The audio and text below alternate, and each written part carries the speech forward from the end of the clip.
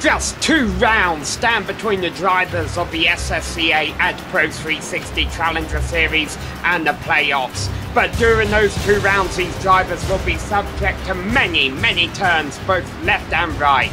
That's right, we're getting set to go road course racing NASCAR style here on the Global SimRacing Channel as we arrive at Watkins Glen for the NASCAR Diecast Lounge 122. Hi, I'm Samuel Ryman, and alongside me in the booth is Sean Ambrose. Behind the scenes we have our director Joe Beak, and he's using camera sets made by Dougie Beard. Sean, as far as road courses go, Watkins Glen is no stranger to even the most hardcore oval racing fan. In fact, I'd arguably say that this circuit has put on some of the most memorable races NASCAR's put on in its recent history. Sam, I'm trying so hard to recover from that intro right now. I'm having one of those moments. Beautiful Watkins Glen, New York. This little village, they built the course in 1956, and you know, it's pretty much the same course. Really, since about 1971 was the most significant change. But tonight, it's only 8 turns. It's 2.5 miles, 3.94 kilometers. Listen, you're going to have plenty of passing opportunities. Obviously, the straightaway out of the S's down to the inner loop will be a lot of fun. You could try to do some traffic passing in the inner loop, but it's probably not going to work out with you. A little bit of danger there. Listen, we've seen some great battles in the past year. Let's not forget about the one between Marcus Ambrose and Brad Keselowski just a few years ago. But we'll see plenty of battles here tonight in the AdPro 360 Challenger Series. In the meantime, let's hop on board the GSRC Chevrolet Camaro for a trip around the Glen. All right, Kevin Brown is behind the wheel of the GSRC Nationwide Mustang, so let's do a lap around Watkins Glen International. There's a steep hill on the braking for one, so expect plenty of guys to accidentally blow the corner. You've got a lot of runoff, but don't get too greedy since you lose speed returning to the actual track. Now we're into the S's. It's just a slight lift here, and you gotta be wary of the curbs on either side. Also, those walls are right there to collect you if you drift wide. Still not out of the woods on this final right, as we're still getting wheel spin. Now we're on the backstretch, barreling towards the inner loop. These are heavy cars, so they gotta brake pretty early. This place invites passes, but it often ends in tears unless your competitor cooperates. Then we fly directly into the carousel. Lots and lots of banking here, especially for a road course. So you gotta use it to your advantage the best you can. Main thing is set yourself up for the exit because it's a long ways to Indy. Get to the right and spot your braking point. Just watch the exit here, since touching the grass will send your car straight into the barrier on the left. Short shoot into the final turn, and there's more banking here as well. Get your car into that groove and don't chuck it in the tires on the exit. Once you've done that successfully, you've completed a lap around Watkins Glen.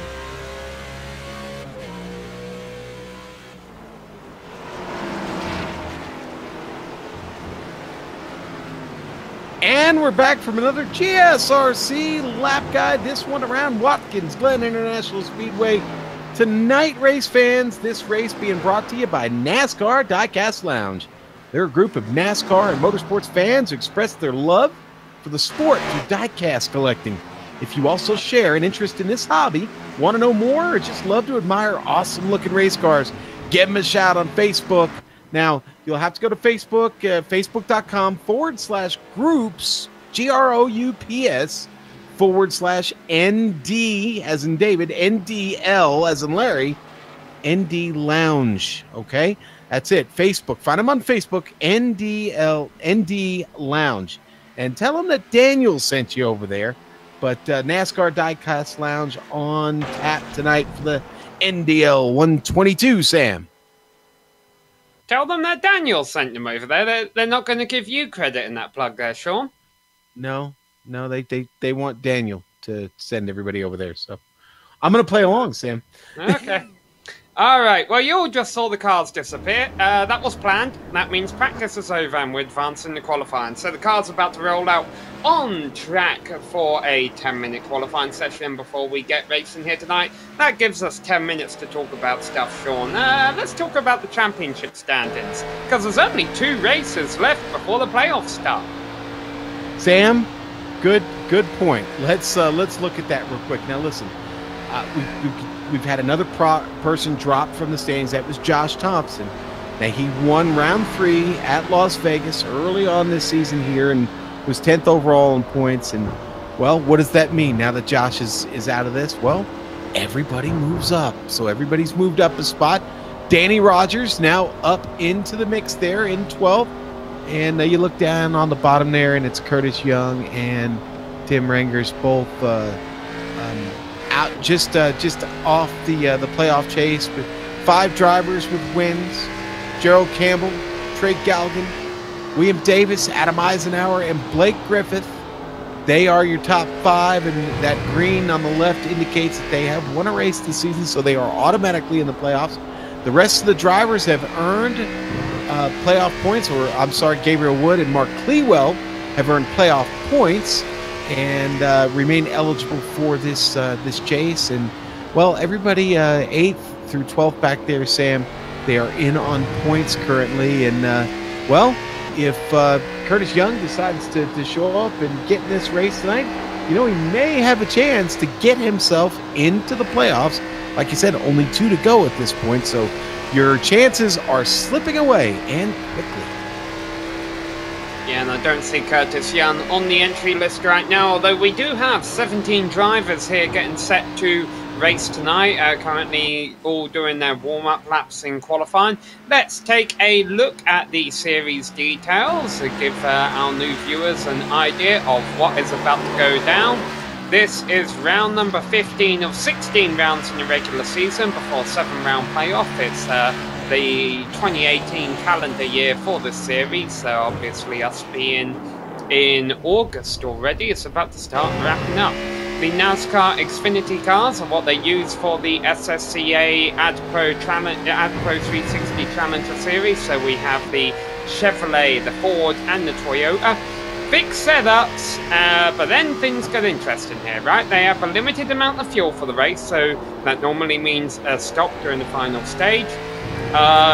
They have a limited amount of tyres. Obviously, the league organisers are able to watch a pit stop, see what sides of the cars go up and how many tyres everyone has taken throughout the race, so that's how they police that. If you cause 2 crashes during a race, you will be disqualified.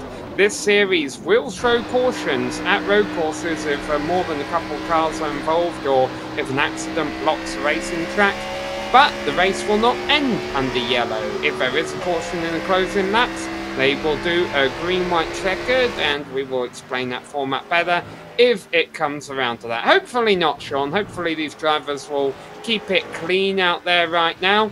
The one driver in practice who was keeping it clean was the 00 of Gabe Wood. He was fastest in practice, currently sitting on provisional pole. Yeah, Gabe's looking pretty hot, and he's looking pretty hot here in qualifying again. Gabe is a favorite to win this race now, according to league organizer Gary Sexton.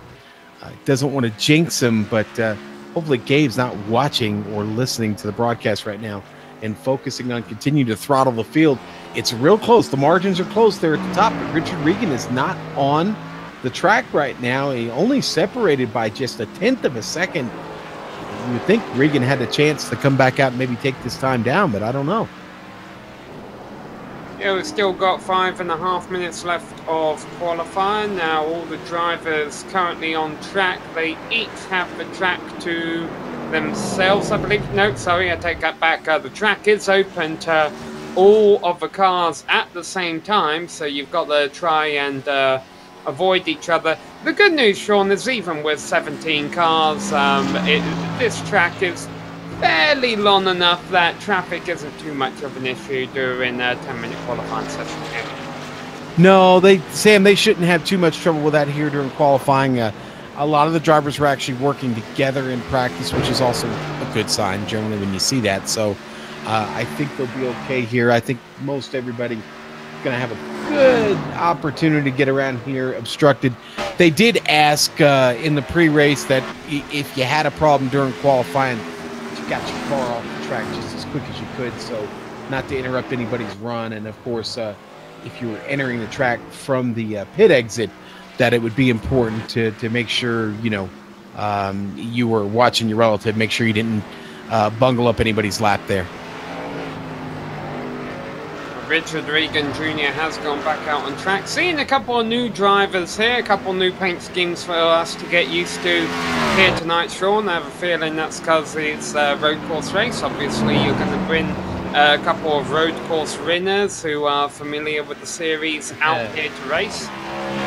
Yeah, Sam, that's always a factor. And looking through the lineup here and trying to find guys that maybe we're not quite used to seeing. Let's see. It's Zach Nichols, who's out on track now, the number 18.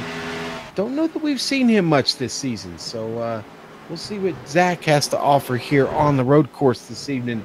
Sam, I'm trying to see if am I missing somebody? Is there somebody that you see that? Yeah, the guy in 5th place right now, Sean, John Lyday. Not entirely familiar with that. Lyday, rather.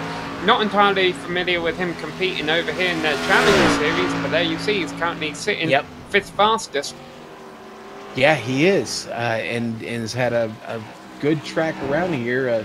Let's see, he's only about a full second off. Now, that's a lot, obviously. You've got to pick that up, but 3 minutes left here in qualifying. He's going around, and he's got an opportunity to maybe get himself up that board a little bit further. But Josh Bonwell's only a 1/10 of a second in front of him, so there could be a top 3 in it for him here. Clewell's pulled off. He's currently sitting in 3rd. And Richard Regan is back on track. Going to try and attempt a better time. See if he can topple Gabe Wood at the top. 13 of the 17 drivers currently in the session have set a qualifying lap, and of course we might have a couple of drivers opting to start at the back because turn 1 here at Watkins Glen, Sean, is known to be quite a bit of a trouble zone, especially at the start of the race. Yeah, well, it's a hard braking zone, especially for the Xfinity car or the Cup car. You've got a very heavy machine. A lot of horsepower, a lot of torque. You've got to be sure you brake correctly into the 90. More importantly, you've got to be sure you get a good smooth exit off of that. It's real easy to push all the way out to the left over the curb.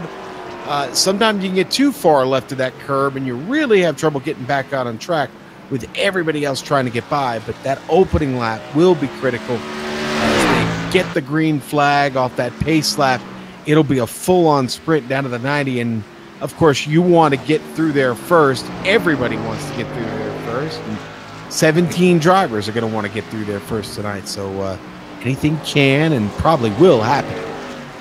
Well, you mentioned Zach Nichols. Let's take a ride on board right now because the driver of the number 18 has yet to set a competitive lap during qualifying. He was just calling his stuff down on the previous lap. He knew he'd made a mistake. He is running out of time to set a qualifying time here. But here's the thing, he was fast in practice. If he can match his practice time, he will still pole away from Gabe Wood. Right now, he's gotten through turn 1, he's running through the S's, on down the back straight. This, of course, is key here as he goes through the inner loop. You've got to get this right. Nichols in the green Toyota. Trying to show us how it's done here. The nice tight line there through the carousel, Sam. That can only help. Yeah, it's been nice so far, obviously running out of time. You see the clock there ticking down in the top left corner of the screen. He might have enough time for one more lap if this isn't good enough. Of course, it remains to be seen if he's going to have his tyres burned off by the time here. But so far, he's put together a nice lap in this 18 machine through the final turn. Watch that wall on the exit. Didn't use up all of the track there. I wonder if that will cost him. A 1:13.7 is the time to beat. He crosses line at 1:13.5 to the top. Ooh. Okay, well, that's a big development, and here comes Wood. We've got Wood. Last chance here, Sam. Checkered flag is out on the speedway as Wood comes out of a final turn, cross the line. Lap time doesn't count. And he's gonna pull it off. Knocked from the pole. Yeah, Regan is still out there, as is John Theodore, but Theodore is mired back in 8th place right now. Yeah, Regan's going to get one last shot at it here. He's getting through the carousel now, Sam. And another good tight line through the carousel. This could be a fast one.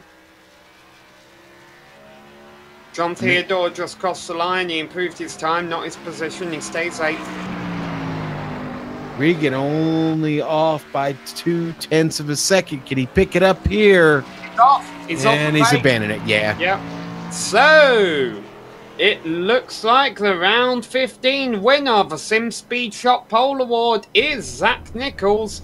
Remember, for every 2 poles, the driver earns $5, and the driver with the most poles at the end of the season earns $20, courtesy of simspeedshop.com, which is a great place to order button boxes as well as to buy and sell used equipment. For more information, go to simspeedshop.com. Well, races at Watkins Glen always excite me, Sam. From New York originally, got to go to Watkins Glen as a kid in the mid-'70s, and actually got to see a couple of modifieds, open-wheel modifieds, the ground pounders of the Northeast test there. A little experiment. They thought that maybe putting modifieds on a road course might work, and then everybody decided, you know what, that's too expensive to convert the cars over. So they abandoned that. But a great place, so scenic. So many great places to watch the race from, to be really honest with you. But today, these 17 drivers are going to be tasked with trying to play nice with each other and finish this race with the car on the track. You don't get any fast repairs. And, well, if you get in trouble, it's a lengthy repair here. The walls do come up quick, these Armco barriers and inside walls. Not a ton of runoff here, Sam. So you got to be a little careful getting around here over the 122-mile race today. I know a place where you can race modifieds at Watkins Glen, Sean. Where's that, Sam? iRacing. That's right. Yes, you can. Alright, let's go through our full 17-car grid, starting with our Sim Speed Shop Pole Award winner, Zach Nichols in the 18 machine. You got to ride on board his lap as it happened live here on the GSRC. A lap time that was over a tenth faster than Gabe Wood, starting alongside him in the 00. Hey, remember who Gabe Wood lost the race to at Charlotte Motor Speedway, banning fenders to the line? It was Richard Regan Jr. Well, he's going to have to fight him off again today. Regan starting in 3rd place. With another new name for us, John Leday, starting back there in 4th position. I believe this is his debut in the Challenger Series, or at least as far as on the GSRC is concerned. Josh Bonwell will be rounding out the top 5, less than a second back of our pole sitter. In fact, Mark Clewell in 6th place, also within a second of a pole time. That can't be said the same for our drivers on row number 4, Trey Galgan and John Theodore.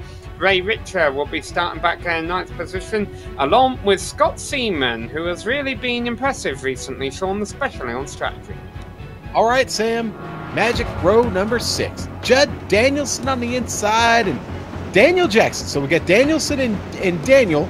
They're completing row 6. Then row 7 is going to be Mike Donahue and Steve Seegers. And then you go back to row 8. You've got Ken Richardson, Kevin Fetty in the slap shot machine this evening. And a favorite of mine, actually. And Michael Dullard's going to complete the 17 cars in the field tonight on row 9. And the number 31 got a little bit of work to do back there from 17th. But Sam, we've got 3 segments tonight. He's going to have plenty of opportunity. You didn't mention the 26 paint scheme there. We'll get to that in a moment. Let's take a look at our race analysis here. As you mentioned, Sean, we are doing 3 stages out here today. The first stage and the second stage are actually going to be different lengths, which is a bit unusual for the series. Normally, stage 1 and stage 2 are identical amount of laps. So 10 laps for the first stage, 15 laps for the second stage, and then to finish it all off, we have 25 laps racing to that checkered flag, and chances are that's where a bit of the strategy will come into play as well, Sean. Let's take a look at the weather, actually, while the field works our way down through the carousel. Ah, yes. Let's look at the weather. It's 81 degrees and mostly cloudy here at Watkins Glen. It's 90 degrees on track. Shouldn't be too much of a factor on the cars. a northwest wind at about 7 miles an hour shouldn't be a big factor with these machines. Again, they're a little heavier than your average tin top race car. I think they'll be just fine with that wind. But Sam, it's really getting time to cut them loose here at the Glen. Yeah, well, collect the poultry together because the cattle are out of the barn shed or something along those lines. We are getting set to go racing here at Watkins Glen. Zach Nichols in the 18, Gabe Wood in a double naught, coming out of a final turn to start the first of 50 laps of racing here at Watkins Glen. For those about to race, we salute you. Get on the loud pedal. It is time to go racing here at Watkins Glen. Not a great start by Nichols. Regan is all over the back of him. Can make it 3 wide if he wanted to, but opts not to. Wise decision as they go into the first corner. Sam, it looks like everybody going to make it through here. And as they get up to the S's, this is where it'll get real tricky. Side-by-side racing already. Here comes the 99, Scott Seaman, trying to get alongside the 44, Ray Richard. He's going to settle in behind, but now he's going to try and make the move here off the exit of the S's. I think he's going to think twice about it. And battle for the lead. Gabe Wood going for Nichols, almost collects him. Nichols is offline through the grass. He might have to yield that position, but Gabe Wood has lost second to Regan. Could Regan come out the winner of all of this? I would not be surprised if Nichols has to serve a slowdown for cutting the grass here down the back straight. He does. Ooh. So it's Regan and Wood side by side for the lead. It's going to get interesting here at the left-hander, Sam. Wood's going to get it. Regan's got to back off and let him through. So Wood challenged hard for the lead with Nichols. Nichols went offline, went off course, had to serve a very costly penalty that sees him all the way down in 8th position right now. Wood leads lap 1. Regan, Leday, Bonwell, Clewell, your top 5.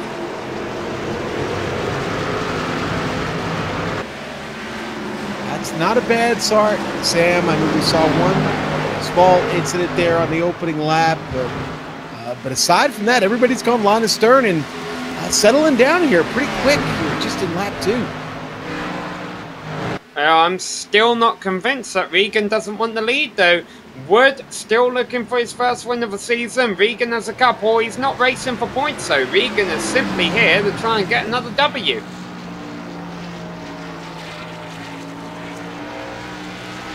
On board with Richard Regan here as he follows Gabe Wood around again. Gabe was the man in practice, was the man in qualifying for most of it.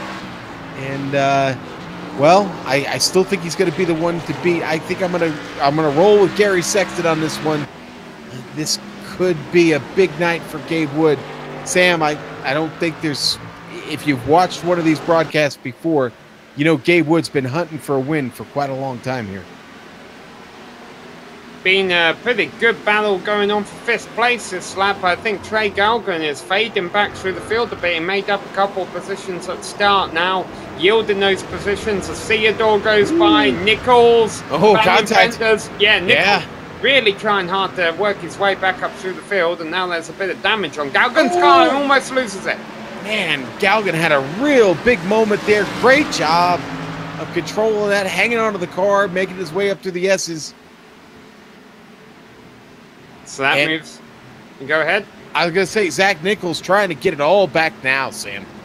Yeah, let's see what put him back here, Sean.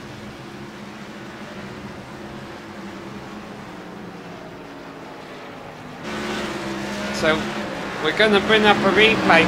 It all started heading into the inner loop when Regan was attempting a move. When Wood was attempting a move on Nichols for the lead, entering the inner loop, and there was a slight bit of contact between them, Sean. And this is that's where he served a penalty. Here we go. What's your contact here? Yeah, they're going to go wheel to wheel, and Gabe hit the top of that curb pretty hard. That got the car really offline through the inner loop there, Sam. That's kind of what started all of that. And you can see Regan really almost took advantage of that. I wonder if he actually got balked a little bit, being on the inside there when Nichols started slowing down for his penalty, and that's what allowed Wood to have the lead. As we rejoin live action here, he currently continues to hold on lap number 4. Sam, let's pay attention to some gaps real quick. Wood has gapped Regan by a second, but the trip back to John Leday, 4 seconds down behind Richard Regan. These guys have really started to pull away, and they've done it in 4 laps. Yeah, top 2 have really broke away. And it's not like 10 laps around here, Sean. There's going to be murder to your tyres. I mean, I have a feeling these two should be able to hold on to this before the end of the stage. Yeah, and we really didn't talk about tire management tonight. And really, the only way you're going to lose these tires is if you're overdriving this track and you're really, really throwing a lot of heat into them.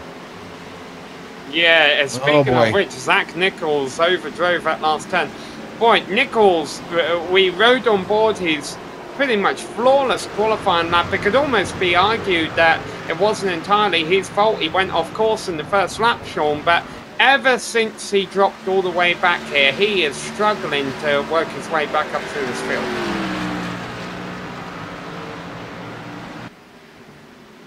He has a nice run on John Theodore here, though. Maybe he'll be able to get 6 back. And Theodore actually looks like he's going to yield that position to him. Yeah, boy, you say that, Sam. Oh, no, it's him! Whoa! Hang on. I'd say. Well, Theodore was trying to expose a little weakness there. I mean, Zach didn't get through there clean. And let's go on board here. We're on board with Theodore now. You're going to see he gets way too much of the curb there. Slows the car down, and then he has trouble on the exit. Theodore tries to stick it in there, and they make a little bit of contact. But what a great save by Zach Nichols. We'll look at it from Zach's point of view here.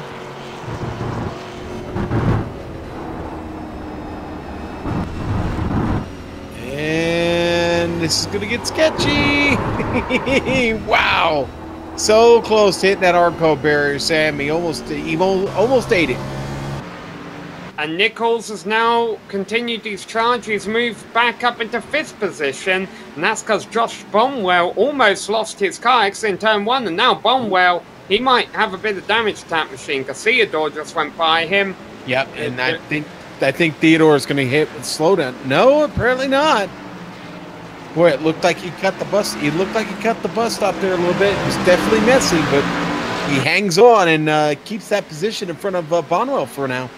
I mean, in front of yeah, Bonwell keeps. Yeah, yes, Bonwell started this lap in 4th place. He's faded back to 7th. He dropped 2 positions with his mistake exiting the first turn, and I think Theodore actually. Oh, it's Galgan making a good move on Seaman back there.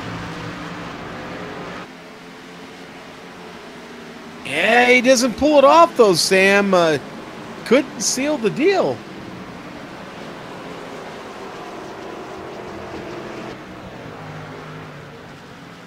That's Scott Seaman running really wide there.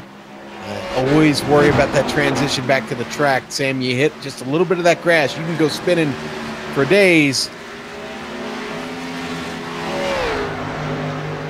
So, we have 6 laps completed. Gabe Wood already coming around almost to complete lap 7. And then we will be 3 laps away from the first stage caution. Trouble for Kevin Fetty. Number 9 car is pulling to a halt out of the first corner. Sam, that was either a hardware failure or Kevin just missed his braking zone on that. He goes in really hard into the 90, and that car is still drifting on track a bit. Again, I'm thinking maybe he's had some sort of a hardware failure. And John Theodore has an off. Right there, that was John Theodore you saw going wide. He drops, he was in 6th place, he drops back to 8th place.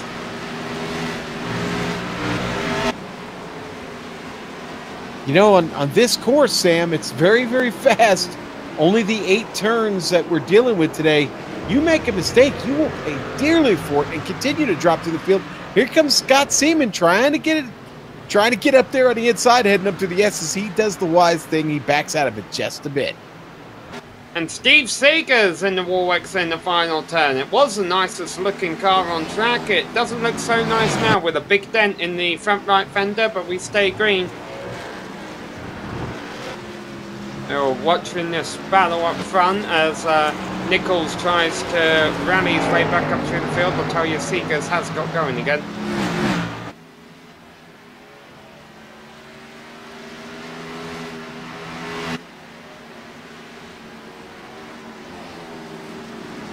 All this though, Sean, these drivers, 3rd, 4th, 5th, and you see the pack behind them, all of these drivers are 10 seconds back of Gabe Wood and Regan. No one really has anything from them, unless of course Nichols does, and he just can't show it yet because he's stuck in traffic. Saying they've sprouted wings. They're absolutely flying right now.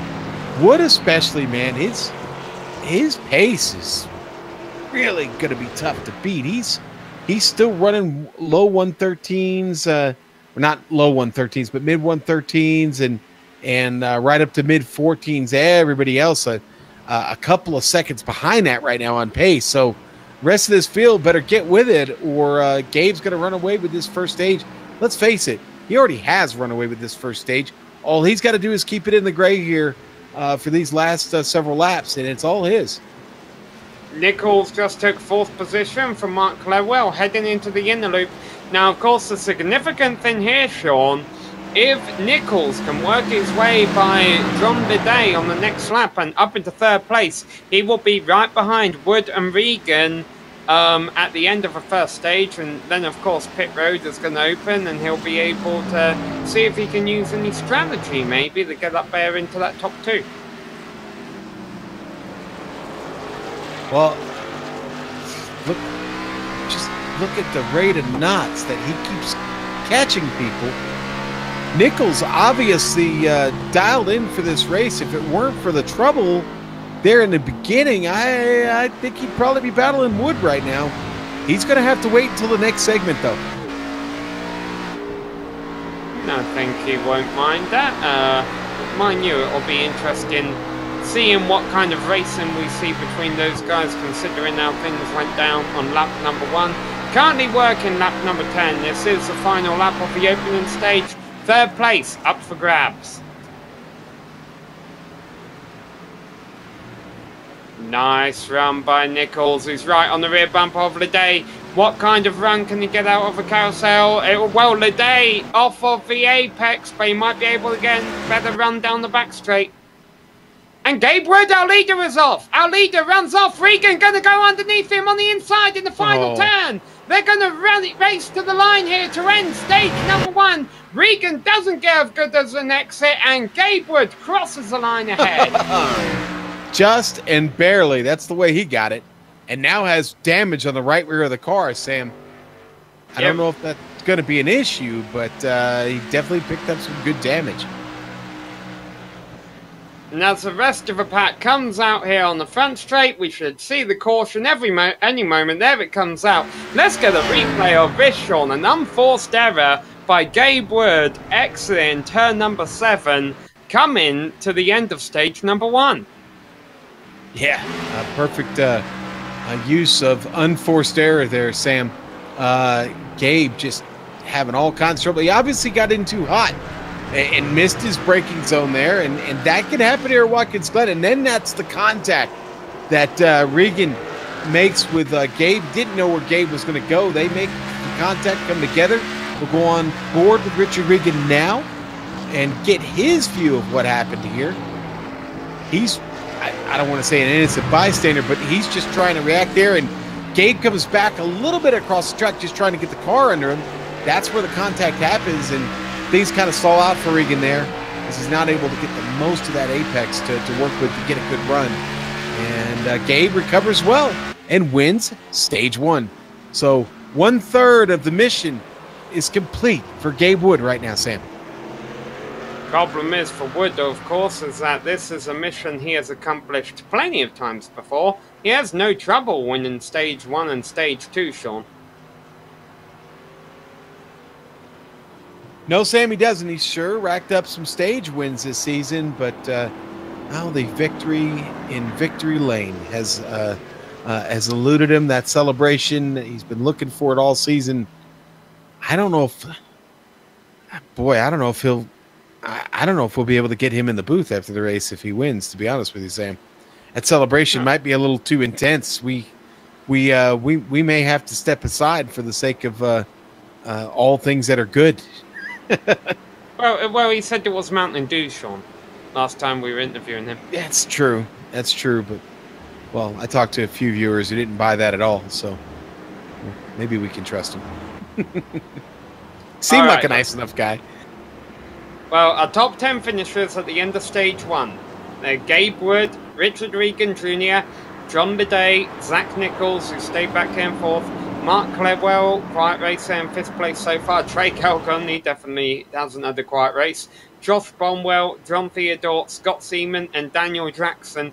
Pit road should be open this lap. Hopefully we're looking at a short caution here because, well, no, I take that back. I was about to say all 17 cars are still on the lead lap, but it's not the case. Even though Kevin Fetty came back out on the track, he is 1 lap down. Yeah, Kevin was able to get that car back out after that incident he had down there in the 90. Still never really got much of an explanation what happened.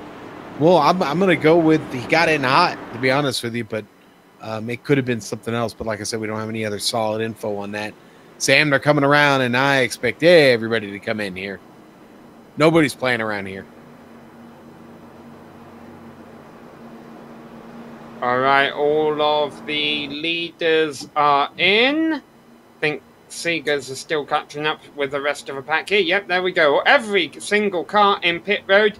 Wood leads them in. Hopefully he doesn't overshoot his pit stall. He does! Wood overshoots his pit stall. Well, that's going to cost him a win off of pit road. So, Richard Regan Jr. now sitting in the catbird seat, and he wins the race out of pit road by a country mile. Zach Nichols in second. Gabe Wood, I think, honestly, the fact he only fell the third after that, Sean, that's a bit of a blessing there. John Leday just blew it, man. It took him forever to get that car settled in the stall, Sam. He's going to pull out in 15th. Wow. All right, well, the pace car lights are still on for another lap. So we're going to take a quick break here on the Global SimRacing Channel. We will be back for the restart and stage number 2 here at Watkins Glen. Don't go away.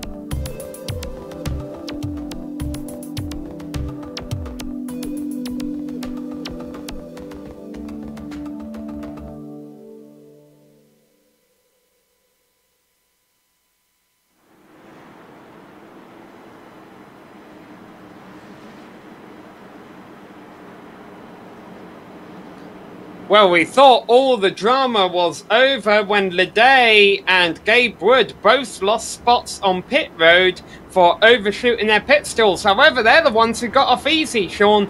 Zach Nichols and Richard Regan both given penalties, dropping to the back for the restart here for driving through too many pit stalls during their pit stop.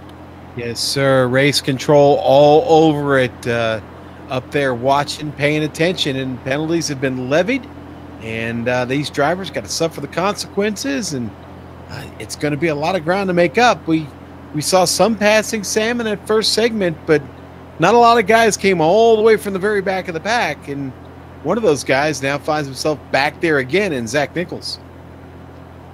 And Josh Bonwell is a driver who had a pretty good pit stop, even though he started in 5th place. He came into pits in 7th, came off of pit road in 4th, but of course with the top 2 being black flagged, sent to the back, he gets to restart 2nd alongside Gabe Wood, and will race him down into turn 1 as they restart here. Gabe Wood gets a heck of a jump, and I think a battle is going to be on for 2nd now.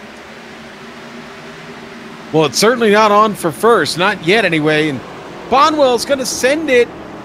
Oh, man. Oh, careful. Josh Bonwell coming across the field. Ooh, that was so close.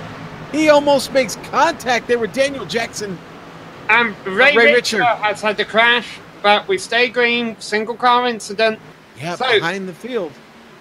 So all that, Sean, has moved Trey Galgan up into 2nd, and Daniel Jackson, who started 12th, is now running in 3rd. And Sam, Steve Seegers really struggled on that start. A lot of cars getting on by him. Everybody trying to get through the inner loop, but boy, it's real sketchy right now. Nichols making it sketchy. He's already side by side with Mike Donahue, getting by that Miller High Life Special. And Zach Nichols again trying to get back to the front, being followed by Richard Regan. Yeah, both those two trying to navigate their way through this field on the restart. Josh Bonwell off course again. Will he come back on where these guys are racing? There goes Bonwell, rejoins the circuit, and that's another position for Nichols and another position for Regan. Really good job by Josh, keeping it down there, almost in the grass just a bit, letting everybody get by, paying attention. That's good racecraft right there, Sam, not wrecking the field and getting back to the track and getting back to racing. Nichols picks up another spot, just gets by Dullard. It's Wood leading Galgan. Clewell has made his way up into 3rd. Jackson, Richardson are the top 5, and it's John Theodore, Scott Seaman, Judd Danielson, and then Zach Nichols and Richard Regan now round out your top 10. Oh, and we've got Daniel Jackson pulling off into the safety lane there in the bus stop. He's got a problem.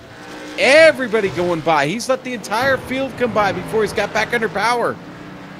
Oh, yeah, serving the penalty when you cut the inner loop out. You're told to bring it to a stop and then go again.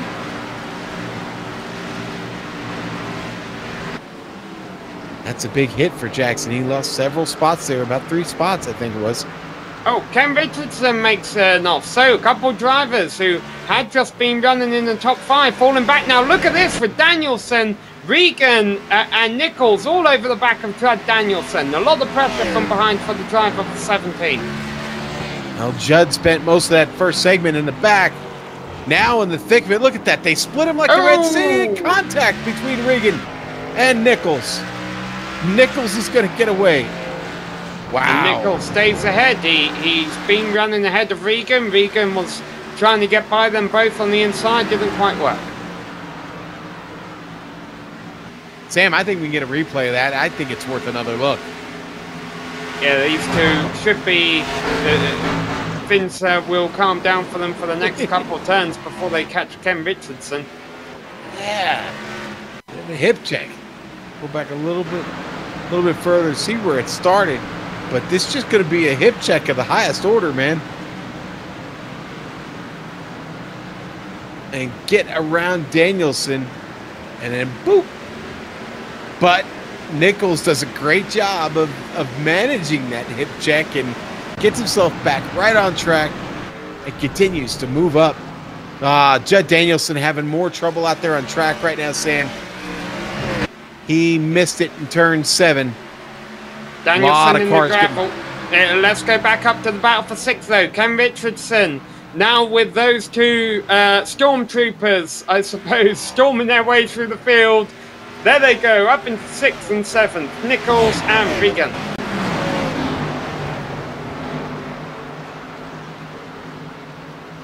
That's what I'm going to call them from now until they get back up to the front, Sean. They are stormtroopers. Yeah, stormtroopers, all right.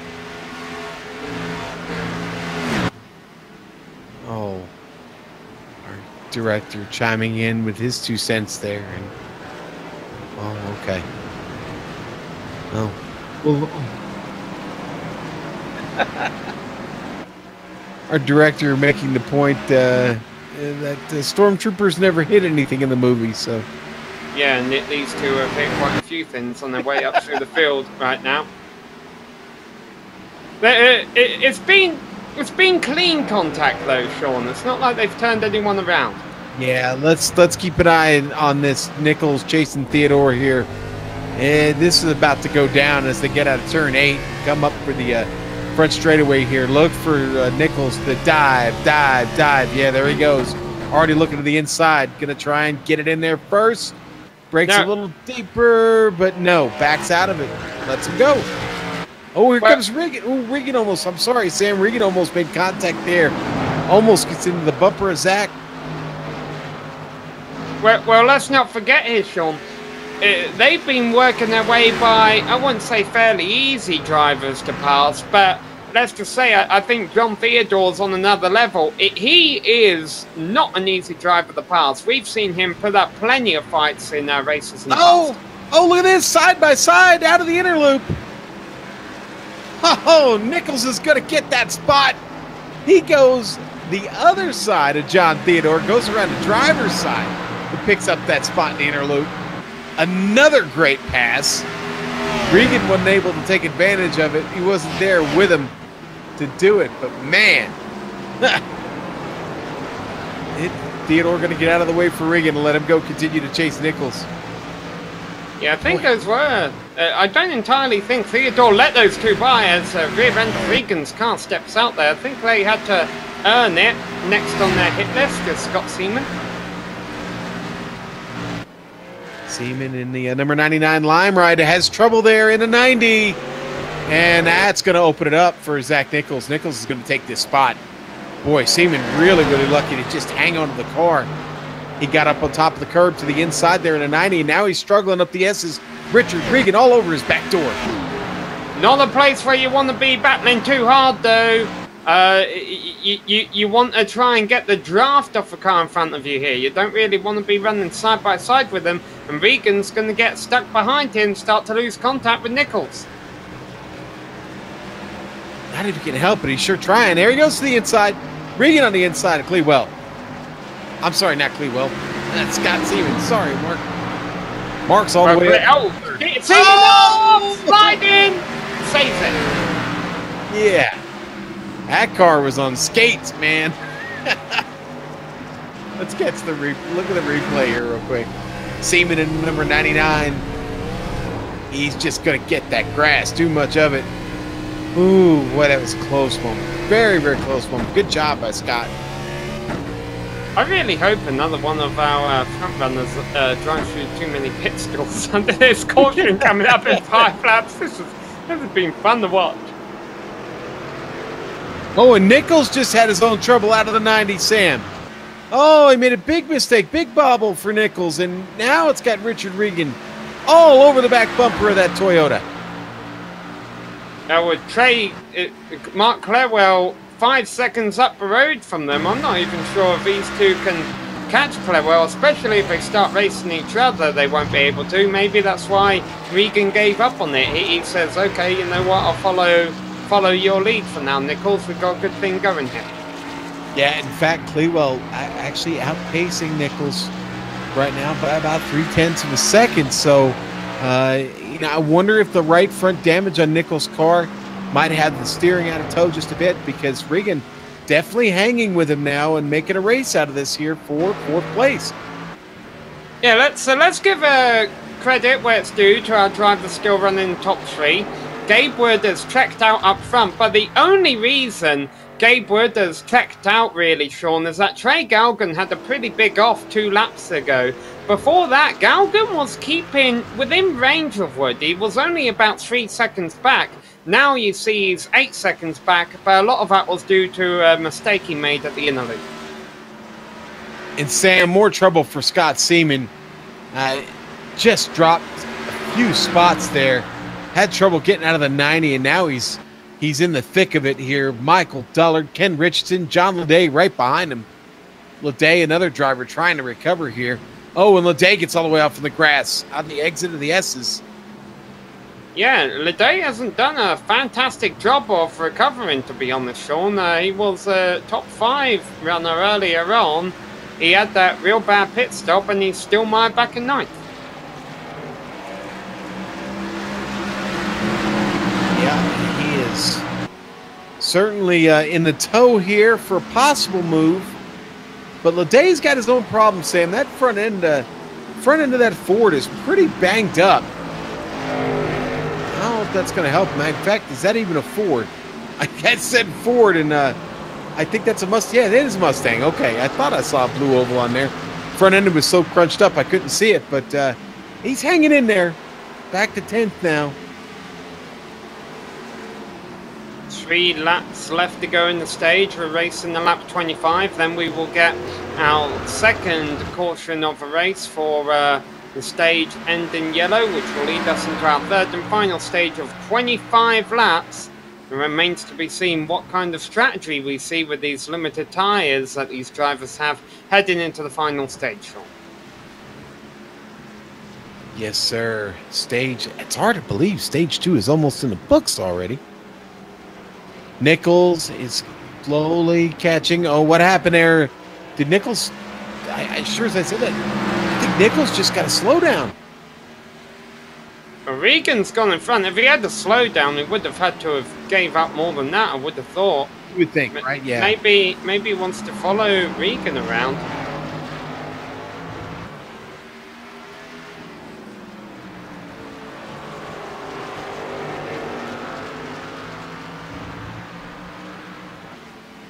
Well, either way, they've switched to P4 around. And let's see, what kind of lap times are they running here compared to Mark Clewell? Not a heck of a lot faster. I don't think they'll be able to get him in the next 2 laps, Sean. Yeah, I don't think so, Sam. I think it's going to run out of time and track.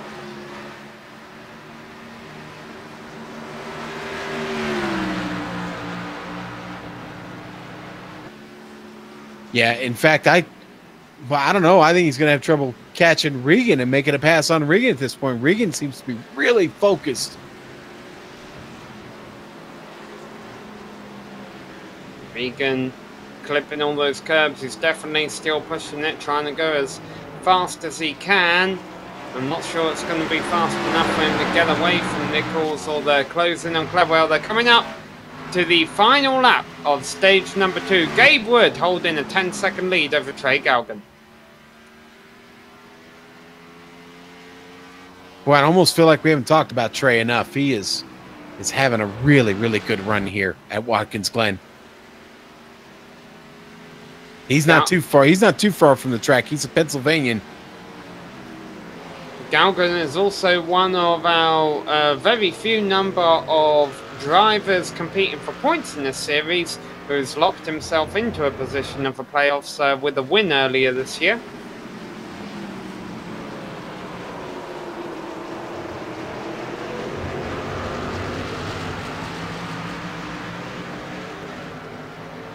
He could get another one here tonight, Sean. The amount of craziness we've seen up front here. And you know what? I know we're talking about stage 2 coming to an end here, but what could be more significant after what we saw last time is pit road on stage 2. See if there's any more penalties to be handed out. Who knows? If Trey Galgan has a clean pit stop, maybe he could be leading the field back to green.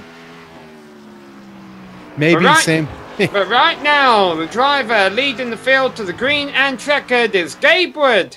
Comes out of a final turn, he sweeps the stage. Here's 25 laps left to go. Let's see if the driver of that 00 can take his first W of a 2018 AdPro 360 Challenger Series. 10 seconds behind him, Trey Galgan comes across the line ahead of Mark Clewell, Richard Regan Jr. and Zach Nichols. Cautions will be flying very short.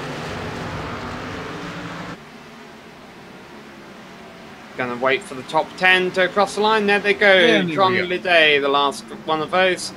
Sorry, John Liday in 9th place. So, John Theodore in 6th, Ken Richardson 7th, Michael Dillard 8th, John Liday, and then Josh Bromwell. Rounds up top 10, and the drivers who will score stage points.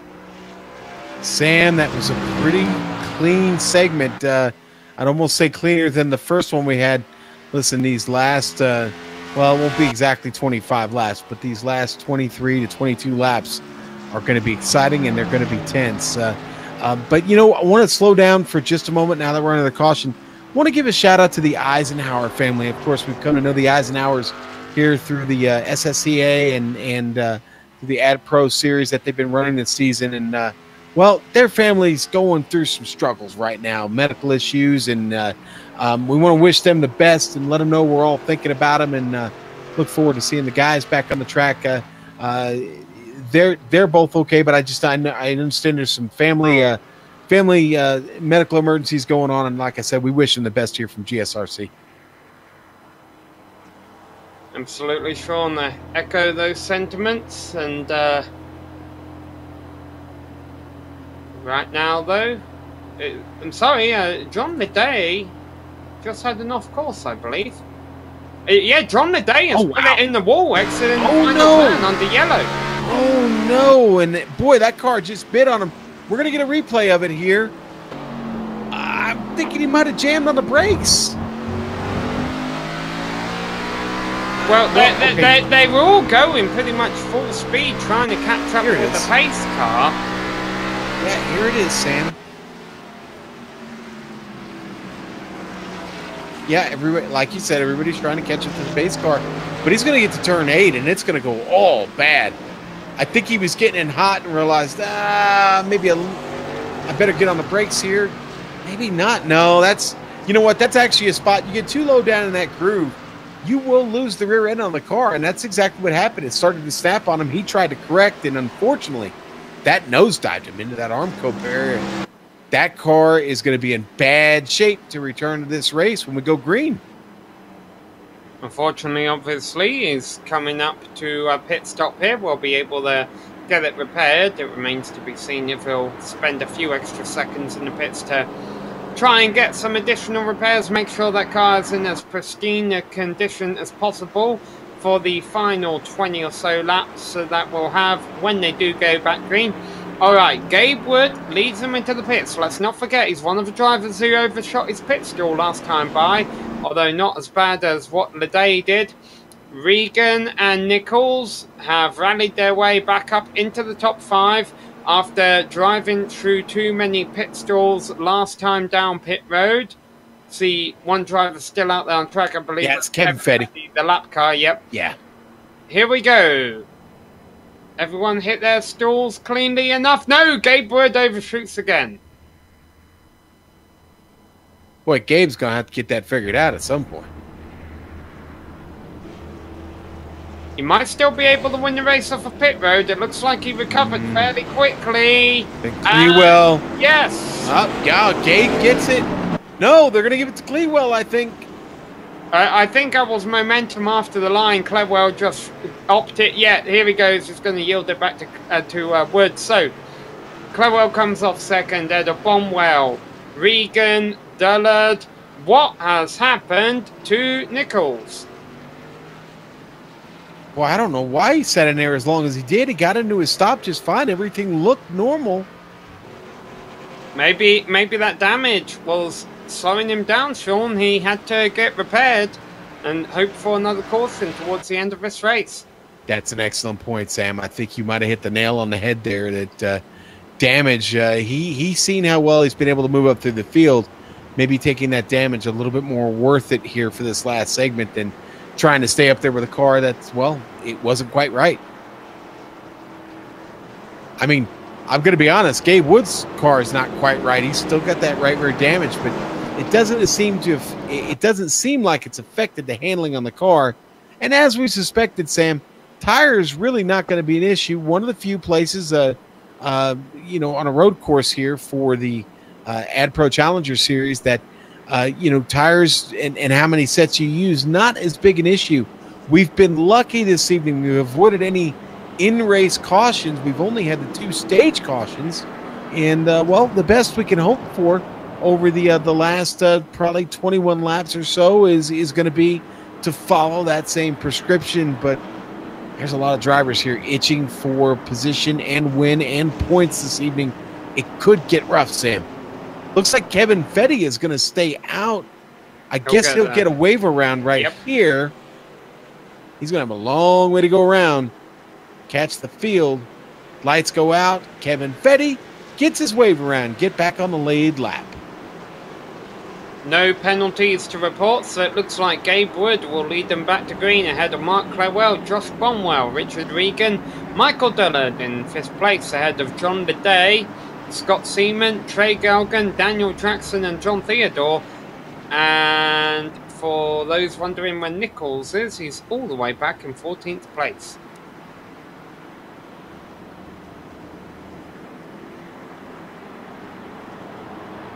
So Nichols is going to be a driver hoping for caution in the middle of the stage. Obviously doesn't want it right away, Sean, because he won't be able to gain any spots before then.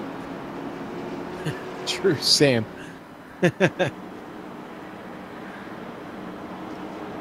Sam, the big challenge for Gabe Wood is obviously getting his first win. You know what? If he screams away from this field like he's done most of the night, someone's going to have to go get him. I don't know who it is in this field that can do it. Maybe Nichols, maybe Mark Clewell, but man, I don't know. Gabe's been strong. That Chevy Camaro putting on a good show here at Watkins Glen this evening. And he's going to start right next to Mark Clewell for the first time tonight. So let's see how these two play along when they get down to the 90. Here we go, Sam. Josh Bonwell, it must be worth noting, was 10th place when they came into the pits, and he's restarting 3rd. I wouldn't be surprised if he doesn't have 4 fresh Goodyears on that 56 machine. Looks like a bit of a strategy call going on for the driver of that Ford Mustang, which scares me a little bit, Sean, considering the fact we saw Bonwell sliding around a bit during the second stage. We'll wait and see if he's able to hold on to a 3rd place, if not a top 5 here, as they get ready to go back to green. 21 laps left to go. Gabe Wood on the inside, Mark Clewell on the outside, and we are back racing for stage number 3. Wood, a good restart. It's a battle between the wheels for 2nd place. Clewell on the high side, Bonwell on the inside. Regan in the middle. Bonwell going to shoot the gap. He's going to try to. So Regan goes through the middle of the 2 wheels, comes out in 2nd place. Now his next target is Wood, but Wood already far up the road. Amazing restarts from Gabe Wood tonight. He's not playing. This is a hungry race car driver this evening. Almost a 3 wide going into the inner loop, and there's contact between Clewell and Bonwell for 3rd, and a big crash. Coming out of the inner loop, Daniel Jackson went hard into the wall. Donohue's in the wall. Sagers has spun, no yellow. The driver who took the hardest hit out of that was Daniel Jackson. A lot of the rest was reaction to the 58 slamming hard into the outside wall. Sam, everybody is going to continue on after this, but you see where it all went bad there. Seegers gets caught up in it in his Dale Earnhardt tribute car, the Wrangler machine. Of course, the 99, Scott Seaman, who had enjoyed time up front behind that. And no caution flag. None of the cars were disabled in the middle of the track. Race controls decided to let it go. One driver who was able to make it through all of that was the driver of the 18, Zach Nichols. He runs in 9th place right now. Like we say, he's going to want to gain a few more positions before he'd like to see the yellow, Sean. Well, we saw Nichols and the amazing pass he made on John Theodore in the last segment. He's going to have to get to work and do it all over again. He's got his crosshairs right in the middle of Theodore's bumper. Theodore struggling again in the carousel. Boy, that car got wicked. It allows Zach Nichols to come up the inside. He gets side by side with him here. Down the straight. Theodore's going to have position when they hit the left-hander here, turn 7. Yeah, but Nichols is going to have it when they go through the final turn, and I think, unless he overshoots the exit here, that should seal the deal for 8th place. Here's something surprising that we didn't pick up on for the restart. His next target is Trey Galgan, a driver who had the great second stage, had the poor pit stop, is running back in 7th place right now. Yeah, Galgan trying to chase John Leday. Nothing doing there yet. But Galgan certainly got to be looking at his relative and saying, yeah, that Nichols guy is on his way. Meanwhile, up front, Wood pulled away by half a second from Richard Regan last time around. Wood has control of his field right now, but still a long ways to go.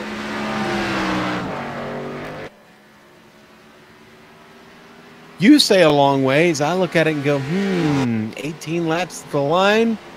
Maybe not as long. Well, certainly as long as we went in any of the previous segments, but boy, it doesn't take too long to get around here. They're still turning 113s out there, Sam. Whenever Gabe Wood is leading the race in the closing stages, Sean, it's a long way to go. Yeah, that's true. That is definitely true. You know what? Really exciting battle, though, that right now is from 4th on back, and that's Bonwell being chased by Dullard, Leday, Galgan, and Zach Nichols. That's a really, really tight group on this track here after the restart of the 3rd segment. Dullard started, he was the last car in his field, and Dullard finds himself right now fighting for a top 5. And honestly, that Chevrolet Camaro is still very clean. The number 13 Venom-sponsored machine is looking at some possible glory here tonight. Nice battle going on for 6th place between Galgan trying to make a move on Leday. Leday bouncing across the curbs, bouncing across the grass. Well, he's going to have to serve a slowdown for that one, I'm pretty sure. And around the outside goes Nichols. Nichols has caught Galgan, so Nichols goes from 8th to 7th. Can he go to 6th here? Galgan not giving him any room. No, not at all.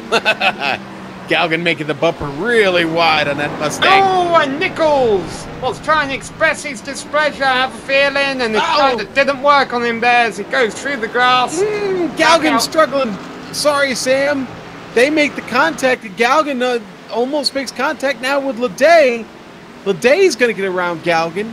So Galgan and Nichols both lose out to John Leday in the end there. So basically, they're all where they started. Basically, yeah. Let's get back to work, guys. Nichols put the hip check on Galgan, and Galgan gets by, and Nichols struggles, and then Leday says, you know what? You two keep on fighting. I'm going to get out of here. I talk about Leday. Boy, he struggled getting the S's. He's still struggling getting out of it. Losing a lot of time to Galgan. Galgan's going to get a run at him here. Yeah.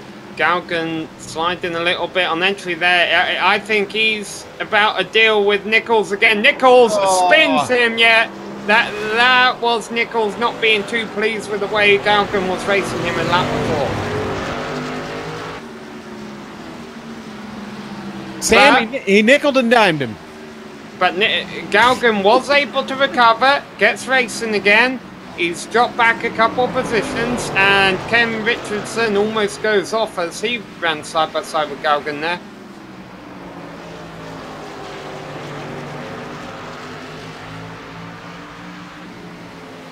Well, things have gotten a little dicey in the 3rd stage, Sam. So Nichols now trying to charge down Leday. even with that incident back in the carousel last lap around, he was able to reel the day in by a second.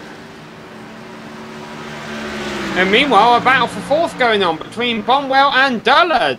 You mentioned Sean Dullard started at the back. Well, we might be taking fourth here. They're side by side through the inner loop. Wow. And behind them, Nichols has just taken sixth from Bidet. Just taking it. Yeah, it's another one there.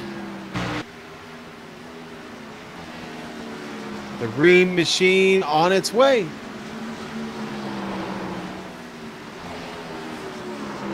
So here's where we stand with 15 laps left to go. Gabe Wood crosses the line at 1:14.4. Behind him, 3 seconds behind him, Richard Regan at 1:14.6. So Wood is ending that lead, albeit not by a heck of a lot. Mark Clewell, a quiet race in third position right now, ahead of Michael Dullard, who has had a fantastic race flying under the radar, being fourth right now, ahead of Josh Bonwell. Nichols in sixth. If he wants to win this race, Sean, he's going to need that caution to come out quite soon. Yeah, he is. Or, oh, wow, Gabe Wood with big trouble in the inner loop. Wow. Not the first time we've seen him make an unmade error. This one is worth a replay because, listen, I don't think we've seen anybody as close to losing the car tonight than this and be able to come back with a save. Going to get this nice run down the backstretch, and he is just going to miss the inner loop altogether and struggle all the way through it. It shows you just to maintain this pace that he has had over Richard Regan Jr., he has to race on the limit. Meanwhile, Sean, I haven't been entirely convinced that they can make it all the way to the end on fuel, but short pitting is a strategy that works at road courses, and no one has came into short pit yet, so I've got to imagine they can all make it to the end. Sam, that's a bit of a mystery because, well, I didn't get a full fuel run in, and, well, not a lot of people talking about that strategy, so that's generally an indication that there may be something going on, and everybody has a little bit different strategy, so we'll avoid creating any drama. We'll let things play out as they may. But Gabe Wood still in command of this race. Richard Regan Jr. hanging on to his second spot, now 2.5 seconds behind Gabe. Yeah, have been up to 3 seconds, obviously 2.5 because of Wood's issue. All right, Nichols has found another victim. Yeah, he has. Bonwell's not going to give him anything here, though, Sam. But I suspect maybe Zach Nichols might be the better road driver here. I don't know. We'll see if Bonwell's got anything for him to keep him from making this pass. Then it's Michael Dullard, and he's not that far up the road. 13 laps left to go as they cross the line. This is a perfect spacing, really, here, Sean. You don't want to be too close to the car in front of you as you go up the S's, or else you won't be able to make use of a draft and slipstream your way by them. Right now, Nichols is getting a nice run on Bonwell, and if it works out perfectly, he'll be able to pull out on him right as they go through the kink here, helped by the fact that Bonwell's rear end stepped out. Yep, bad time for Bonwell to make a mistake there. And Nichols going to take that spot. And not too far ahead, Dullard, in fact. Oh, if he wanted to be ambitious, he could have done it there, and he is going to do it there. Wow, that's 2 for 1 for Nichols. That is a 2 for 1. Well, was it 2 for 1, or was it buy one, get one free? Nah. Either way, this is when Nichols wants a caution, Sean, because he's in fourth place. If he had a yellow right now, as Bonwell goes up behind him, if he had a yellow right now, they would have about a 9 or an 8 lap shootout where he would be restarting on the second row right behind Wood and Regan. I'm not liking my chances of getting that caution right now. If I'm in the seat, I'm focused on just the best line possible, not making any mistakes. and just boogieing down. Nichols is outpacing Clewell. It's still at 5 seconds. And, well, with just under 12 laps to go, that's a tough and tall mountain to climb. Even taller to get to Regan and Wood, who now find themselves 12 and 15 seconds ahead of Zach. Regan is still applying pressure to Wood, even though he's 2.5 seconds behind him. Wood is having to maintain this pace to make sure he doesn't lose any of that buffer. And it seems that Wood is making more mistakes in the drive of that 46. He's just got to hold on with 11 laps to go. Let's say Gabe might be seeing checkers already, and that could be affecting his focus. Sometimes you get so amped up because you know you've got such a great lead on everybody, which I don't know this personally because it's never happened to me. But Gabe is nervous with anticipation right now. He's got to dial that back. He's got to find a way to refocus himself right now and continue to open up this gap on Richard Regan. Right now, Regan's getting the best of him. In fact, Regan, the fastest car on track last time around with a 1:14.8. Gabe was a 1:14.9. So it's not a huge difference, but it's still positive ground for Richard Regan.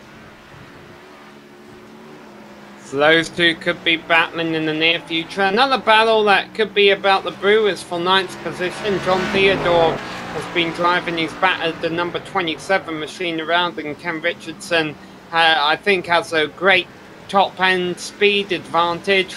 See if he takes advantage of that heading into the inner loop. He doesn't, but he's definitely there. Wouldn't be surprised if these two get side by side before too long.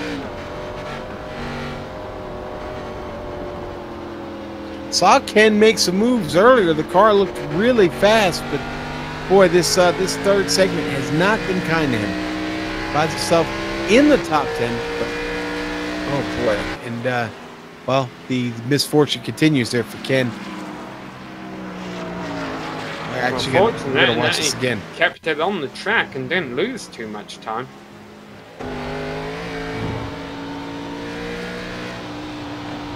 On board with Richardson here in the carousel. This isn't the first time we've seen somebody get loose on the exit of the carousel there, Sam. That's been a bit of an issue for several drivers this evening, and well, now Ken can add himself to the list of guys that have had just a little bit of trouble there.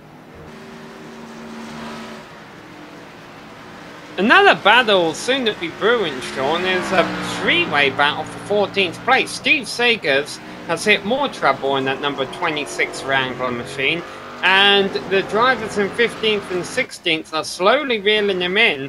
Mike Donoghue in the 77 and Kevin Fetty in the 9. Remember, Kevin Fetty's came back from being a lap down. The problem is, the only driver in the pits right now is Daniel Jackson. It looks like he's actually done for the day, back in 17th place. There really hasn't been a whole lot of attrition, even for the drivers who have persevered.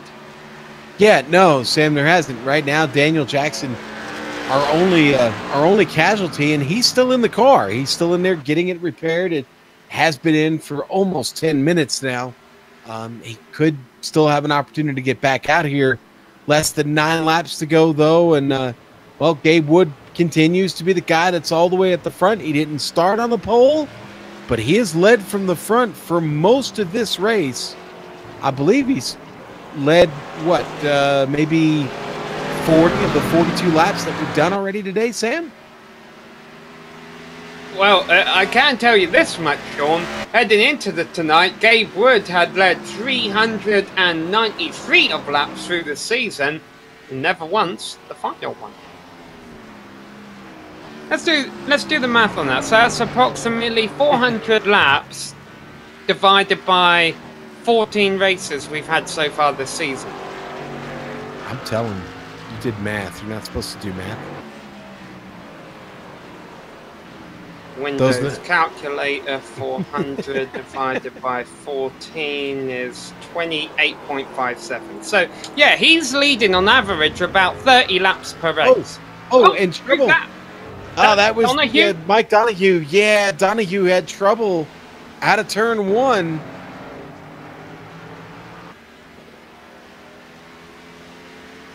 Let's see what happened with Donoghue. Well, he might have had trouble before that, but ends down in the 90. There he is getting out of turn 8.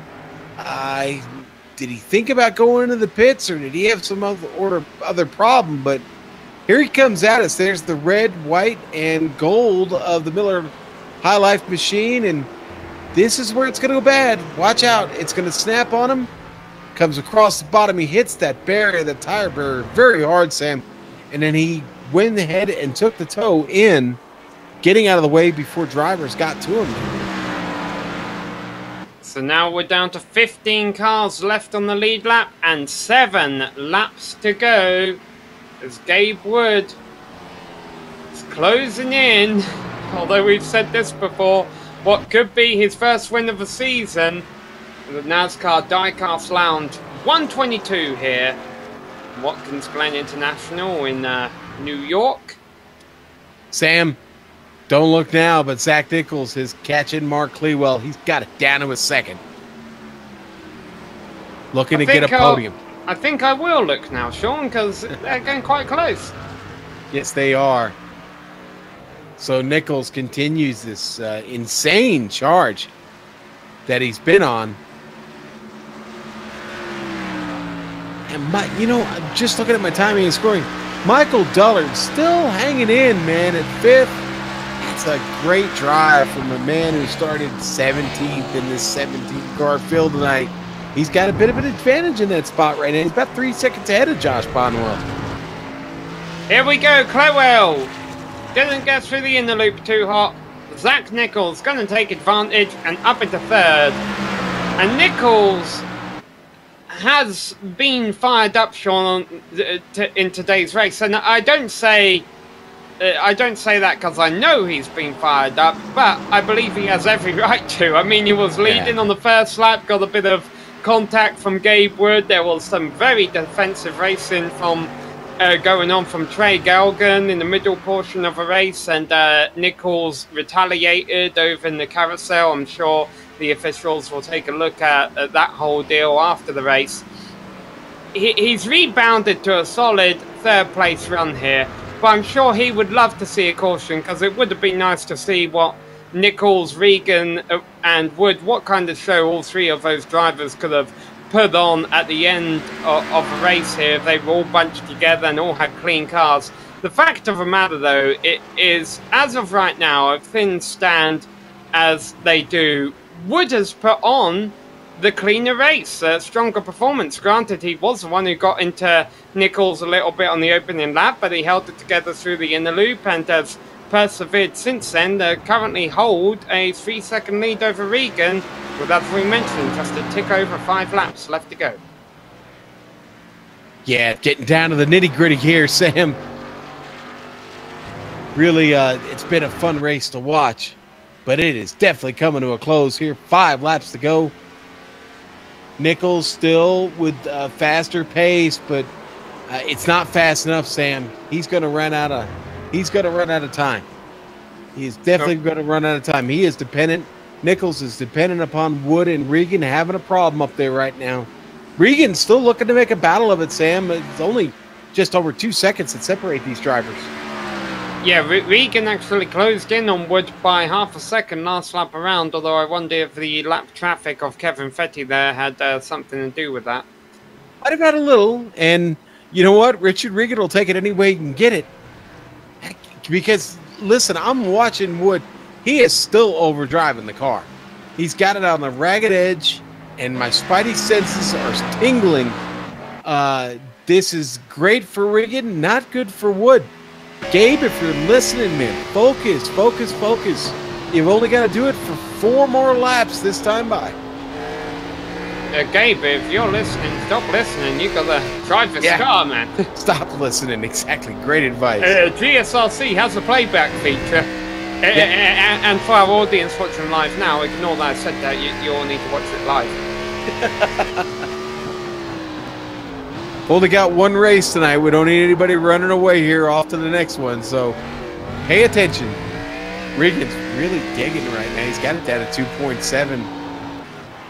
He was a couple 2.5 tenths at the line. Yeah, he was a couple of tenths faster on that last lap. Actually, almost 3 tenths faster. He's definitely picking up ground here. Remember, for this series, even though we're in the final 4 laps here, caution will not end it. We would have a green-white checkered.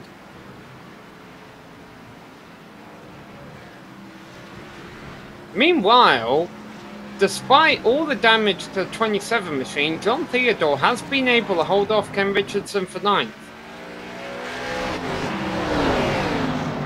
A battle brewing for 7th in the closing stages. John Leday, who has had his fair share of struggles. It has got Trey Galgan not too far behind him. Galgan had a great stage 2, a bad pit stop though at the end of that stage he hasn't been able to recover from.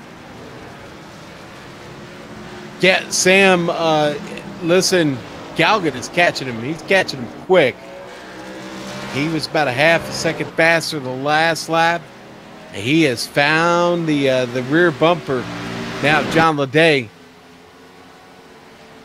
Galgan has had a rough race, so to be honest, the car is, the rear end of it anyway, not in good shape. And maybe that's what's affecting his exits there, because it looks awful loose. Going to get off of turn 8 here, and Leday has a problem. Here it comes. Here comes Galgan. He's going to make the move on him into 1. Leday goes to the bottom to protect.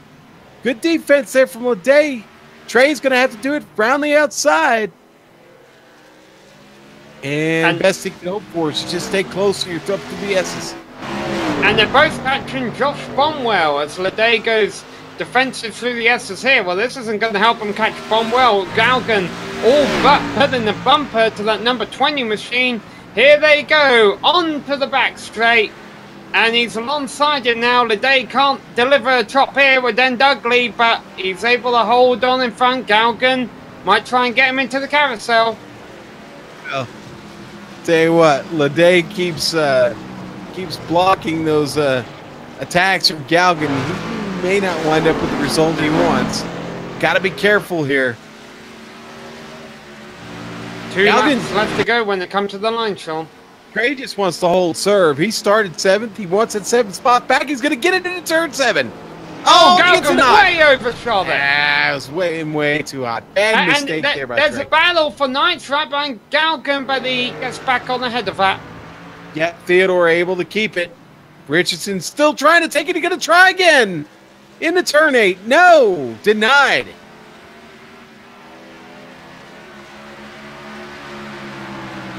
Meanwhile, up front, 2.3 seconds is the distance between Wood and Regan, and they're coming to get the white flag. Yeah, Gabe just showing Richard Regan the door here, the back door. Richard maybe a little bit too late. A great effort, but Gabe's got to get around here one more lap without a mistake. Or at least without a big mistake. And Richardson has gotten 9th place from Theodore. He did it as they went up through the S's. And Theodore... Oh! Theodore almost for the moment there. He tried to make a run at Richardson, Sam, and almost loses it getting into the carousel. Alright, and now let's get back up to Gabe Wood, whose lead sits at 2.5 seconds. He is leading on the final lap, but we saw this at Charlotte before where Wood and Regan were 1-2 on the last lap. They were banning fenders down to the line. It was Regan who just edged Wood for the victory. And right now the 0-0 holds a 2-second lead still, but you see him sliding through the inner loop, doing anything to make sure he doesn't lose focus, doesn't lose any of that lead. But he's got 2 turns left to go.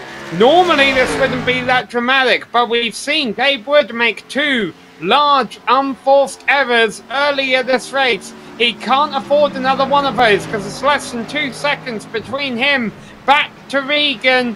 Just gotta make it through this final corner, and for the first time this season, the winner here at Watkins Glen is Gabe Wood. Now that's a monkey off your back. Yeah, that monkey, that's the 800-pound proverbial gorilla off his back right now. That we've got the gorilla out of the room, Sam, and Gabe Wood is able to celebrate and enjoy a victory. Mark Clewell's going to survive to finish 4th. And Michael Dullard, man, again, great job, Mike. That's a pretty awesome race. Starting 17th, you finish in 5th, and you kept the car pretty clean most of the night. So good on Dullard. And a good battle shaping up for 11th at the end here. Scott Seaman ahead of Ray Richter, and Judd Danielson actually fading back a bit from that. Haven't mentioned these drivers, but they're going to finish a whole lot, but they're going to finish on the lead lap. Seaman going to hold on to 11th place, it looks like. Richter will try and send it down the inside, but way too far back. He closes right up on them though. Going to get a nice run, but that number 99 machine still ahead of the line.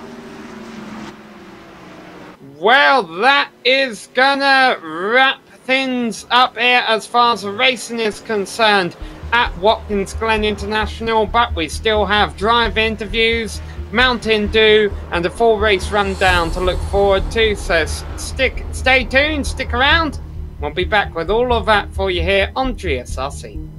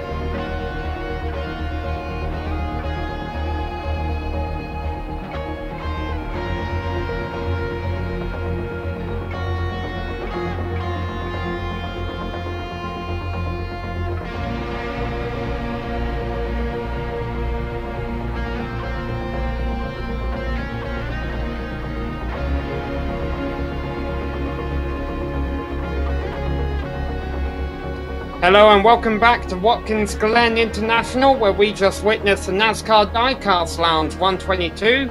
NASCAR Diecast Lounge is a group of NASCAR and motorsport fans who express their love for the sport through diecast collecting.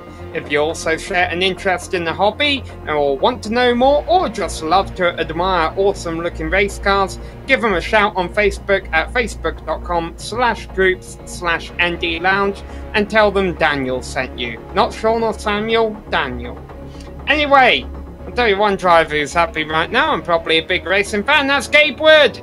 He ended up taking home the win here tonight at Watkins Glen by a little under 2 seconds when it was all said and done over Richard Regan Jr. Zach Nichols rallied back to a third place finish. I'm sure he would have liked more though, Mark Clewell, solid run back and 4th ahead of Michael Dullard. Josh Bonwell finishes in 6th position ahead of John Liday. Trey Gelgan back there in 8th ahead of Ken Richardson, and John Theodore rounded out our top 10. All right, Sam, we're going to drop to 11th, and Scott Seaman. That things just didn't work out for the 99 and 90.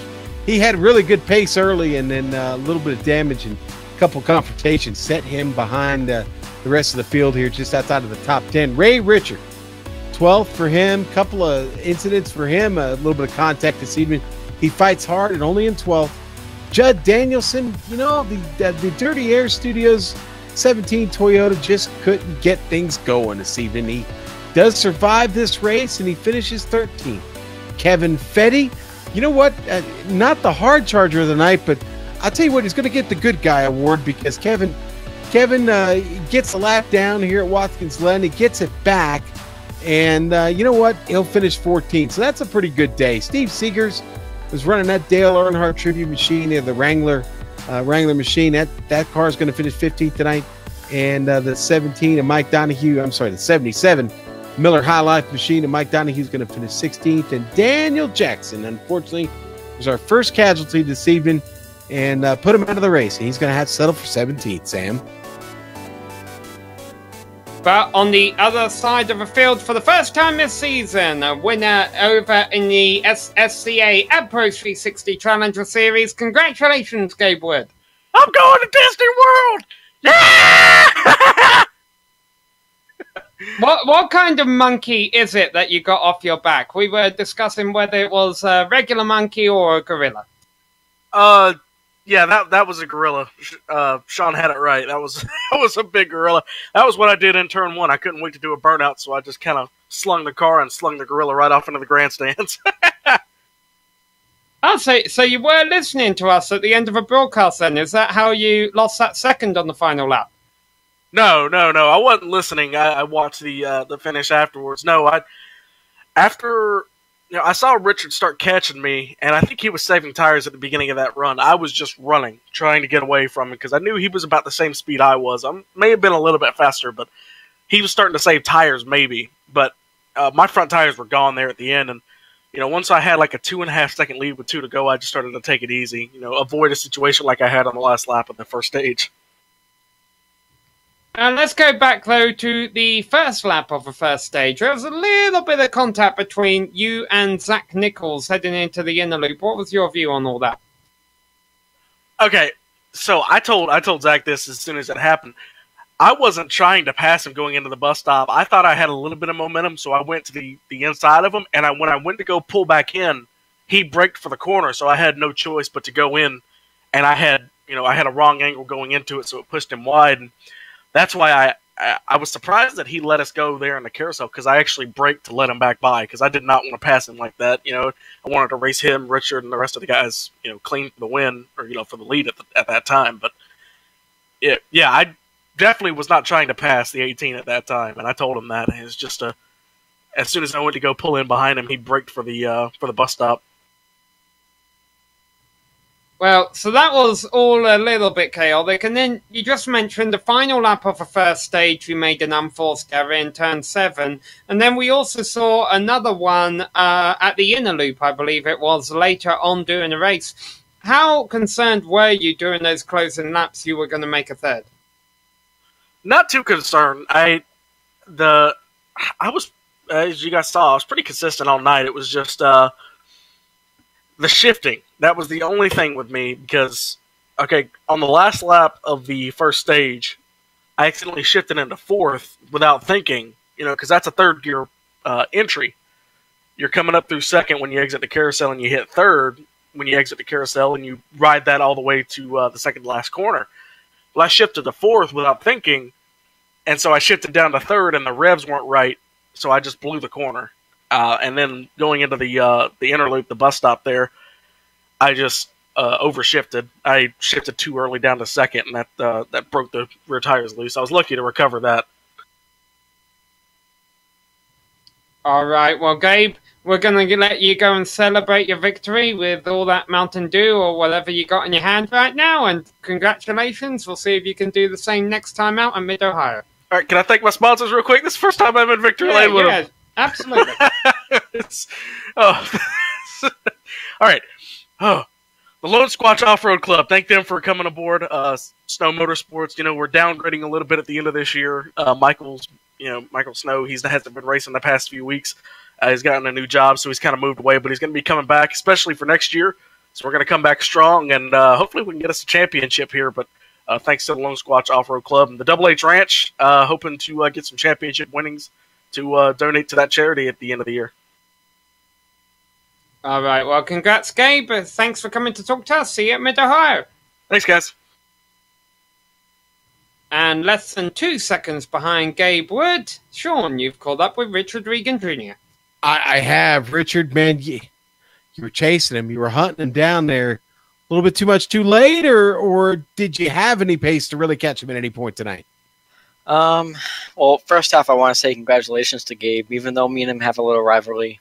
It's good to see him win finally, but I think I could have won this race if I didn't get that pit road penalty in the first stage. I couldn't see where I was going into the box, and I just messed up. And then that put me all the way back in the field and put me in bad spots, and I got a lot of damage, and it was just trying to get what I could from there, from the rest of the race. Well, the rest of the race, I mean, from a driver's standpoint and running this Xfinity car here, I knew we had a little bit of experience of running the Cup car here a few weeks ago, but the Xfinity car, any easier getting this car around the track than the other Cup car?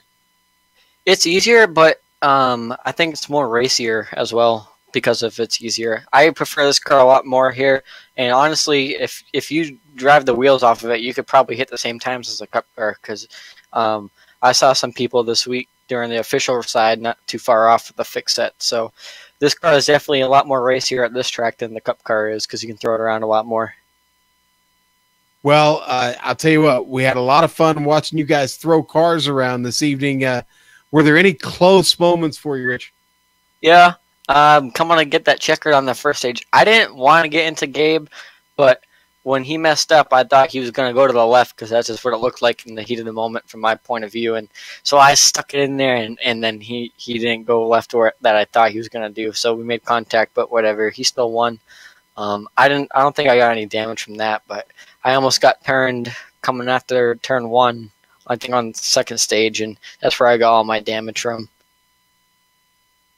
Well, you picked up the damage. You managed to survive. Finished second place. Who'd you like to thank tonight, Rich? I'd like to thank first Auto Group, my sponsor, and they sponsor the real life cars too. And Neonism. I am looking for sponsors for the rest of this season and next season. And over on the Cup side, I am in the chase for the Cup Series, running 4th in points right now. So hopefully we can get someone on board to come sponsor us and make a charge for the championship next season. Well, I certainly hope so, Richard. We will see, and well, we'll catch you here at the next race. Until then, be safe. Great, thank you so much. All right, and Sam has cut up with Trey Galgan. And, well, Trey survives this one, gets out of here with a decent finish inside the top 10. Sam's going to talk about it with him now. Yeah, Trey, you did come home with a 9th place finish, but I got to imagine you probably wanted a little bit more out of that. Yeah, I wanted a little bit more, but, hey, we had to take what we got. We had a little scuffle there with the 18, and that's all I'm just going to say about that. But, we had a good car. I wouldn't have been in the back if it wasn't for me overshooting my pit box on that last pit stop. But it is what it is. We come in with the top 10. I'll take it. Finished second in the second stage. So I feel like I'm very strong on these road courses. So next week, I haven't ran the Xfinity car at Mid-Ohio, but I think we're going to be strong there too. Yeah, you answered a lot of my questions. However, one thing you bring up, you overshooting your pit stall at the end of stage 2. Considering the fact you had shown that you had a strong pace during that second stage, we were expecting you to kind of work your way back up through the field in that final stage. Was it trickier to pass here? I would say, yeah, it was pretty tricky because once you get into a big pack of cars. You got the guy in front of you has a different braking zone than you do, so you can't go as fast as the guy in front. So it becomes very tricky of when you can actually pass, because I think there's only like 2 or 3 passing zones on this racetrack. There's very limited places to pass here unless you move a guy. So I think it's very tricky to pass here at Watkins Glen. Now, Trey, you're one of points contenders who has locked themselves into a position in the playoffs with a win earlier this season. With that being just 2 rounds away now, what are your goals for the playoffs, or what's your attack strategy going to be to try and get as far as you can through that? Hopefully max out the stage points, and the ultimate goal would be get a win, because you win and you move on to the next round. So, but if we can't get the win, at least run up near the front and get as much points as we can, so we can move on to the next round, because points are going to be key. Even though wins are going to be key, but points are going to be a bigger key, because that's the way you're going to get to the next round. So I would say running up near the front is going to be a very key throughout the whole playoffs. All right, well, you definitely proved to us today, Trey, that you are a strong road course racer here, so we wish you the best of luck next week at Mid-Ohio. Maybe you'll be able to gain some more playoff points and make your job there a little bit easier. Yeah, hopefully. Thank you. All right, and that was Trey Galgan, who finished 8th place here today. Sean, well, road course racing definitely is exciting when you see these stock cars out there beating and banning for 50 laps like we did tonight. And guess what? Next Thursday, we get to do it all again at Mid-Ohio. Yeah, another great road course. This is the road course segment of the season for the guys, and well, I'm looking forward to get to Mid-Ohio, one of my favorite road circuits in all the United States, and it's going to be great to see the Xfinity cars on that track, Sam. Certainly not something we get to see very often. Absolutely not. Well, we hope to see you all there, but we wouldn't be able to do this all ourselves. We would like to thank all of the organisers and the competitors of the Simulated Stock Car Association and the AdPro 360 Challenger Series for coming out here tonight and putting on this crazy show we had. AdPro 360 is an advertising agency that specialises in digital and social media marketing. For more information, go to adproresults.com. We would also like to thank all of the companies that provide the software and hardware for our broadcasts, and you can see them all listed on your screen. Additional thanks goes out to Eric at Helm and June Lalonde, who provide us with our great music. See the screen for how to get a hold of more of our great work. Thanks to the team today, Sean, Joe and Dougie. If you'd like to find out more about GSRC, visit us at globalsimracingchannel.com. We're also on social media, on Twitter at GSR Channel, Facebook at facebook.com/Global SimRacing Channel, and Instagram at GSRC_Gram. We also have the upcoming races for our other series listed on screen, so check those out, mark them down in your calendar, and don't miss another second of exciting racing action. But until next time, race clean, race hard, and we'll see you